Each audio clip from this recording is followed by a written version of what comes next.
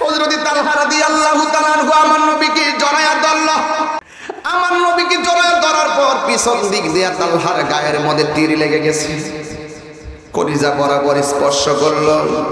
আমার নবী বলে, হ্যাঁ তালহা, তুমি আমার এমন ভাবে জড়ায়া দইরা নিজের বডির মধ্যে তুমি তীরের আঘাতটা নিয়েছো।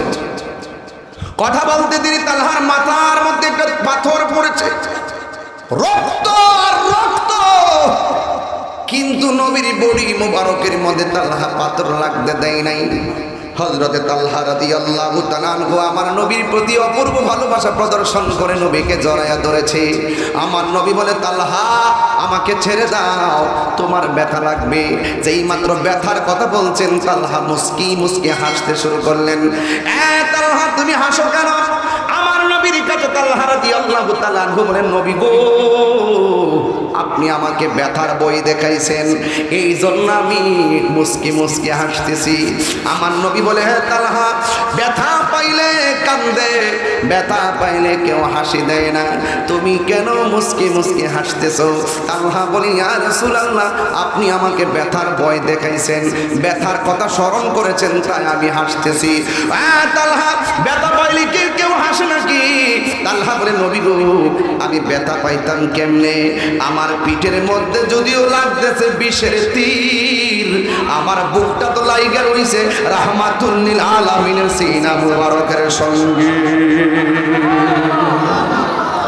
ইয়া রাসূলুল্লাহ, নবী গো, আপনার সিনা মুবারকের সঙ্গে যার বুক লাইগা রইছে, পিস্তলের বিষের তীর আমার গায়ে ব্যথার স্পর্শ করে না। এবার আমার নবী বলে, তালহা, তোমার গায়ে থেকে যেমনে রক্ত ঝরতেছে তুমি ইন্তেকাল করতে পারো, এমন ভাবে রক্তকরণ হতেছে তুমি দুনিয়া থেকে বিদায় নিতে পারো। এই কথা বলার পরে তালহা রাদিয়াল্লাহু তাআলা আনহু বেশি বেশি করে মুস্কি হাসতেছেন। জিজ্ঞাসা করা হয়, হ্যাঁ তালহা, তুমি মুস্কি মুস্কি হাসো কেন? মরণের কথা বললে সবাই কাঁদে, তুমি মরণের কথা শুই না কেন মুস্কি মুস্কি হাসতেছো? তালহা রাদিয়াল্লাহু তাআলা আনহু বলেন, ইয়া রাসূলুল্লাহ, ইয়া হাবিবাল্লাহ, নবী গো, আপনি আমাকে মরণের কষ্টের ভয় দেখাইছেন, এই জন্য আমি মুস্কি মুস্কি হাসতেছি। আমার নবী বলে, তালহা, কোটি কোটি তীরের আঘাতের চাইতে মরণের কষ্ট বড় ভয়ঙ্কর। জীবন্ত বকরির গায়ে থেকে চামড়া তুললে যেমন কষ্ট হয়, মৃত্যুর সময় আর চাইতে বেশি কষ্ট হয়।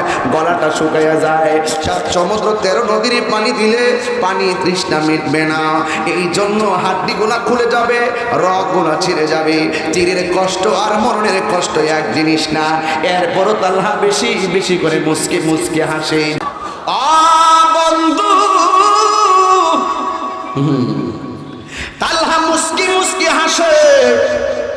এখন যদি আপনাকে কেউ বলে যে আপনার ক্যান্সার হয়েছে, 12-13 দিন বাঁচতে পারেন, আপনার কি সুখ লাগবে না টেনশন লাগবে?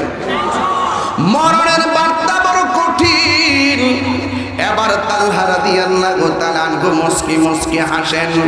আমার নবী ডাক দিয়া বলে, তালহা, তুমি মুস্কি মুস্কি হাসো কেন? ইয়া রাসূলুল্লাহ, আল্লাহু আকবার শুরু হবে, ইয়া রাসূলুল্লাহ, নবী গো, মায়ার নবীজি, আপনি আমাকে মরণের কষ্টের ভয়ের কথা বলেছেন, এই জন্য আমি হাসতেছি।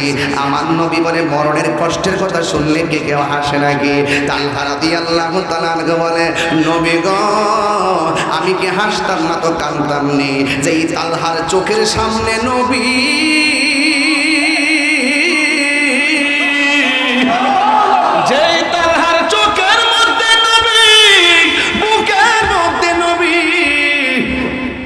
ইসরাইলের সার্জারির ভয় কি তালহার আছে নাকি? ইয়া রাসূলুল্লাহ, নবী গো, আপনার চেহারা মোবারক দেখলে আজরাইলে কোন সময় রূহ নিবে এটা টেনশন তো আমার করার দরকার নাই। কথা কোন ঠিক কিনা? এই কথা বইলা তালহা রাদিয়াল্লাহু তাআলা আস্তে আস্তে আমার নবীকে জড়ায়া ধইরা আস্তে আস্তে মাটির মধ্যে পড়ে গেছে। যেই মাত্র আমার নবী তালহা রাদিয়াল্লাহু তাআলাকে ধরতে গেছে, ওই মুহূর্তে একটা বিয়াদব আমার নবীর শের মুবারকের ভিতরে একটা পাথর মারলো। এই মুহূর্তে এই হেলমেটের মধ্যে পাথরটা কইরা দুইটা করা নবীর মাথা মুবারকের মধ্যে ঢুকলো। এ বন্ধুরি এই রক্ত মুবারক দাড়ি মুবারকের মাথা মুবারকে আসলো।